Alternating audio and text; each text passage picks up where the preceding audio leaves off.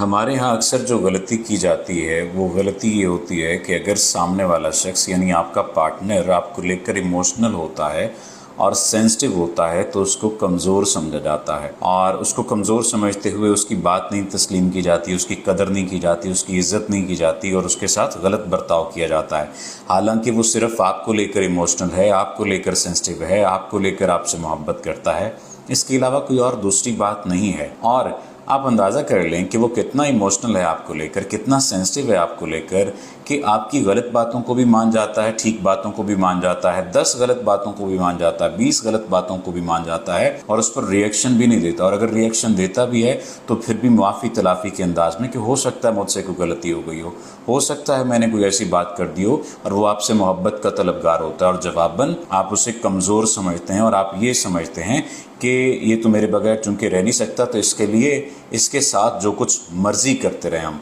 या जो कुछ भी कर दें ये खामोश रहेगा। देखें, वो आपसे ज़्यादा ताकतवर है तो वो आपको लेकर इमोशनल है, वो आपसे ज़्यादा ताकतवर है तो आपको लेकर वो सेंसिटिव है, वो आपसे ज़्यादा ताकतवर है तो आपकी की गई गलतियों को वो माफ़ भी कर रहा है और माफ़ करने के बाद आपके साथ चल भी रहा है। इसलिए उसे बेवकूफ़, उसे जज्बाती बेवकूफ़ और हसास होने के साथ साथ बहुत ज़्यादा बेवकूफ़ इस हद तक ना समझ लीजिए कि वो फिर अक्लमंद हो जाए और फिर आपको कोई पूछने वाला ना हो। हम अक्सर व बेशतर गलती ही ये करते हैं कि जो हमसे मोहब्बत करने वाले होते हैं हम उन्हें बेवकूफ़ समझते हैं कि देखो मैं तो इसके साथ इतना गलत कर रहा हूँ, फिर भी ये शख्स मेरे साथ कितना ठीक है। अब उसका कितना ठीक होना उसका ज़मीर है या उसका ज़र्फ़ है, और आप उसके कितने ठीक होने के बाद उसके साथ क्या सलूक कर रहे हैं ये आपका ज़र्फ़ है और आपका ज़मीर है। अपने ज़मीर की आवाज़ को सुनते हुए अपने ज़र्फ़ को थोड़ा सा बड़ा करें, बजाय इसके कि वो शख्स जो आपसे मोहब्बत करता है, जो आपको लेकर इमोशनल है, जो आपको लेकर सेंसिटिव है,